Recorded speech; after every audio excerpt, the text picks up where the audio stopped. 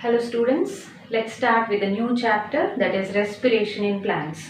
Okay, in this chapter we are going to study about cellular respiration. That means respiration that occurs inside the cell, that is cellular respiration. Okay, let's see the definition of cellular respiration.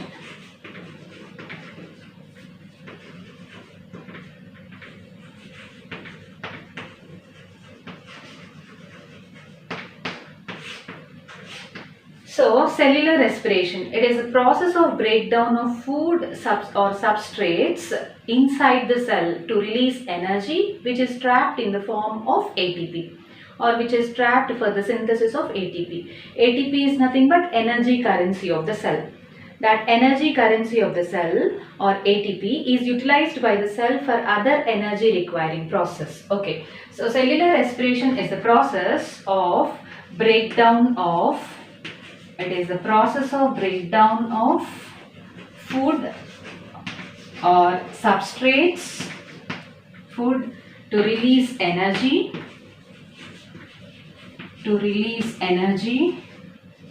which is trapped for the synthesis of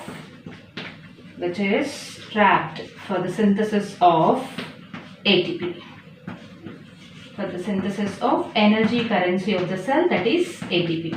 So this energy currency of the cell ATP is utilized by the cell for other energy requiring process. Okay, actually this energy is released in the form of heat. So that is called heat energy. That heat energy, not all the amount of heat energy, some amount of heat energy is trapped for the synthesis of ATP. Right. So now the respiratory substrates, the substances, food which undergoes breakdown or oxidation through this respiration are called as respiratory substrates. So there are different types of respiratory substrates inside the cell which undergo breakdown or oxidation through this cellular respiration. Respiratory substrates.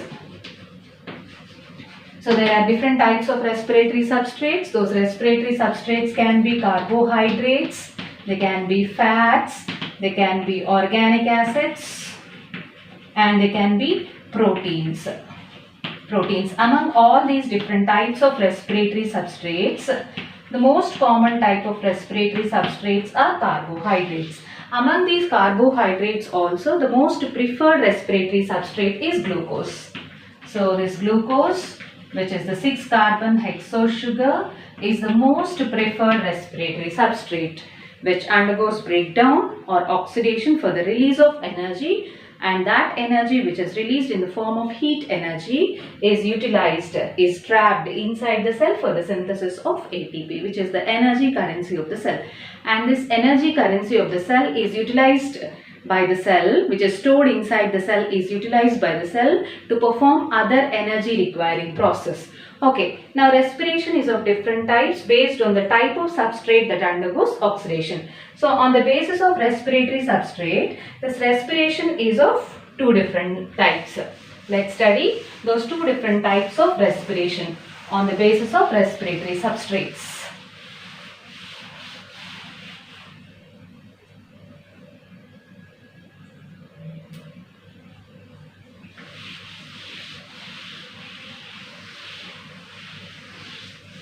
Okay, right.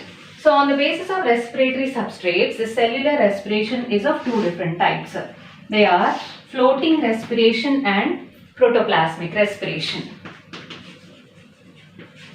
Floating respiration and protoplasmic respiration.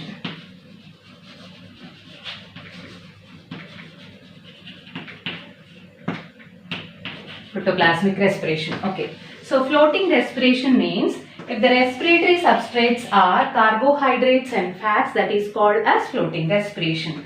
So if the respiratory substrates are fats and carbohydrates, that is called floating respiration. If the respiratory substrates are proteins, that is called protoplasmic respiration.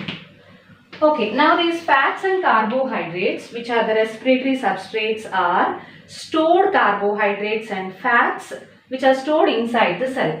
So carbohydrates and fats which are stored inside the cell are used as respiratory substrates. That means they undergo breakdown for the release of energy. Whereas in case of protoplasmic respiration, generally proteins are not stored inside the cell. Generally, very rarely they are stored inside the cell, that too in the seeds of some plants. So, the storage of proteins inside the cell is generally absent. So, if the storage of proteins is generally absent inside the cell, what type of proteins are utilized as respiratory substrate? Cellular proteins. So, cellular proteins are utilized as respiratory substrates. So, when cellular proteins are utilized as respiratory substrates, what happens? Metabolic machinery of the cell gets disturbed. So, if the metabolic machinery of the cell gets disturbed, ultimately cell undergoes breakdown. Cell undergoes death. Metabolic machinery gets disturbed. So, it gets disturbed.